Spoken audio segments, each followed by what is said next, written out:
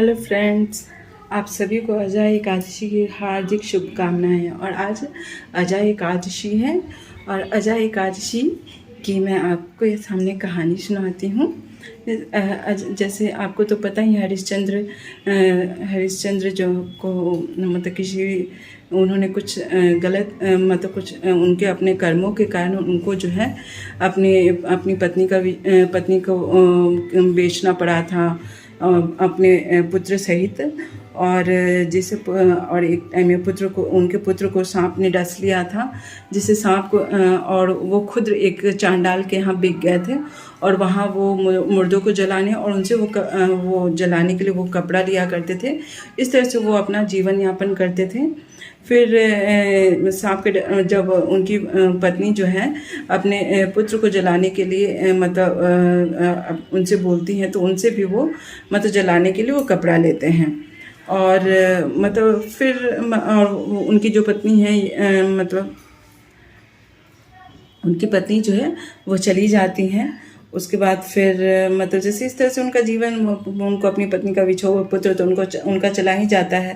फिर अचानक वो इस तरह से चिंता करने लगते हैं कि पता नहीं ये मतलब जैसे किन कारणों से मैं इतने कष्ट को मुझे इतने कष्ट प्राप्त हुए हैं कि इसका मतलब मैं क्या ऐसा करूं जिससे कि मेरे कष्टों का निवारण हो। तो इस पे मतलब जैसे अचानक एक बार उन्हें गौतम ऋषि उन्हें मिले। तो गौतम ऋषि से उन्होंने पूछा कि ऋषिवर, मैंने ऐसा कौन सा कर्म किया जिसके कारण मुझे मेरी ये दुर्गति हो रही है।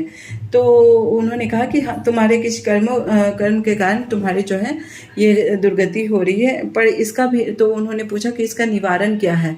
तो उन्होंने पूछा कि आज से 7वें दिन जो है ना अजय नाम की एकादशी आ रही है, तुम उसका व्रत करो और उसके व्रत के प्रभाव से तुम्हारे जितने भी पाप है ना वो सब नष्ट हो जाएंगे और फिर से तुम्हारे बंधु बांधव सब तुम्हें मिल जाएंगे। और तो उन्होंने ठीक वैसे ही ठीक 7वें दिन उन्होंने अजय एकादशी का व्रत रखा, जो कि कृष्ण पक्ष में भाद्रपद के कृष्ण पक्ष में आती है। उन्होंने बहुत स्नेह से प्रेम से रखा और विष्णु भगवान की बहुत सेवा अर्चना की, जिसके पुण्य प्रताप से उन्हें उनका खोया हुआ पुत्र और उनके पत्नी भी प्राप्त हो गई और उन्होंने अकंटक राज्य किया। तो ये थी दोस्तों अजय एकादशी की कहानी। और ये देखिए मेरे विष्णु भगवान, मैं ना विष्णु भगवान को ऐसे ये नॉर्मल मंदिर में रहते हैं, पर मैं ना एकादशी के दिन इनको नीचे उतार लेती हूँ क्योंकि कलश वगैरह भी रखना रहता है।